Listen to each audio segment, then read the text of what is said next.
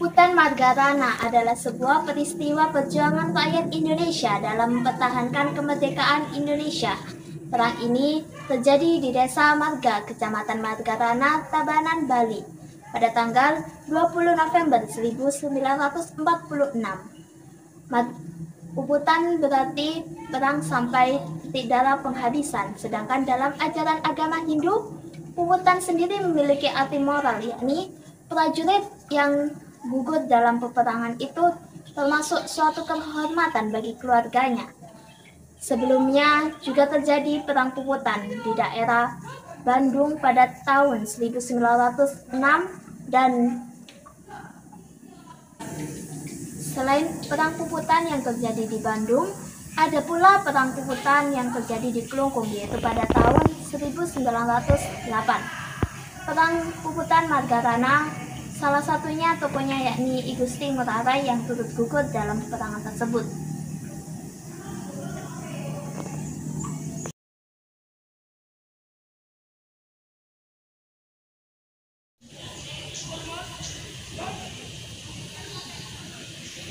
Kemerdekaan yang diproklamasikan pada tanggal 17 Agustus 1945 bukan berarti Indonesia dapat menjalankan kehidupannya sebagai negara yang merdeka dan berdaulat dalam situasi aman dan damai. Beberapa bulan setelah diproklamasikan, NIJA alias Belanda datang kembali ke Indonesia dengan membonceng pasukan sekutu yang baru saja mengalahkan Jepang di Perang Dunia Kedua. Masuknya NIJA tidak hanya terjadi di Pulau Jawa, tetapi di daerah-daerah lain Indonesia juga menjadi sasaran, salah satunya adalah daerah Bali.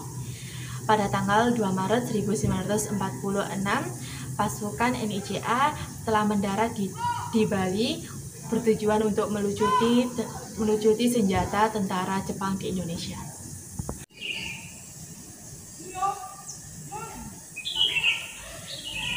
Hadirnya pasukan Belanda di Bali tentu saja membuat berbagai pertentangan yang dilakukan oleh kaum pejuang dan rakyat Bali, sehingga konflik-konflik kecil terjadi pada saat itu.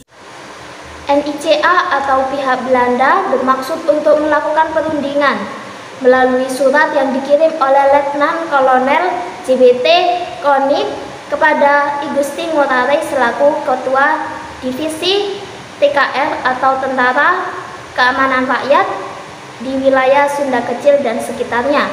Kemudian dengan tegas I Gusti Ngurah Rai menolak dan menegaskan bahwa selama pasukan Belanda menginjakkan kaki di Bali, maka perlawanan akan terus dilakukan.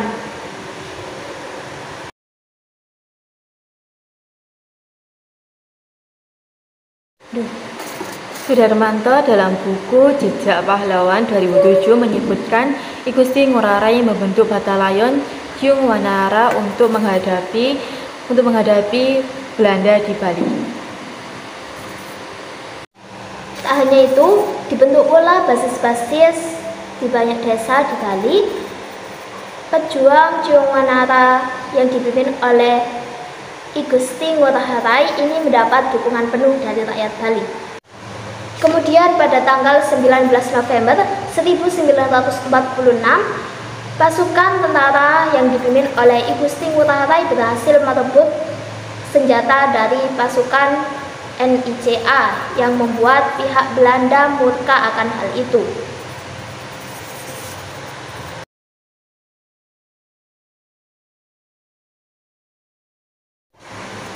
Kemudian pada keesokan harinya, yaitu tanggal 20 November 1946, Belanda mengerahkan seluruh pasukannya untuk mengepung desa yang menjadi pertahanan tentara rakyat Bali.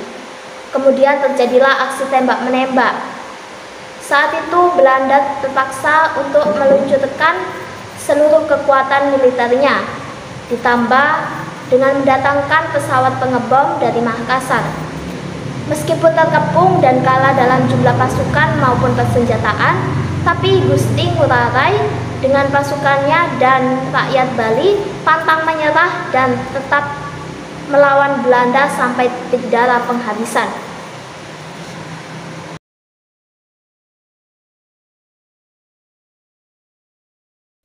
Komando Puputan diserukan, perang habis-habisan dilancarkan demi tegaknya kemerdekaan Indonesia dan sekaligus demi harga diri rakyat Bali.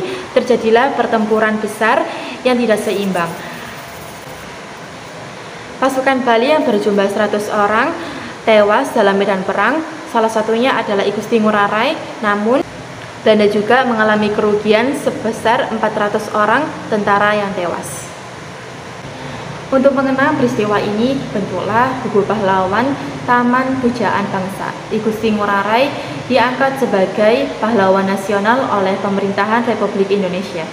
Selain itu, nama I Gusti Ngurah Rai juga dijadikan sebagai nama Bandara Internasional di Bali dan juga nama kapal perang Republik Indonesia.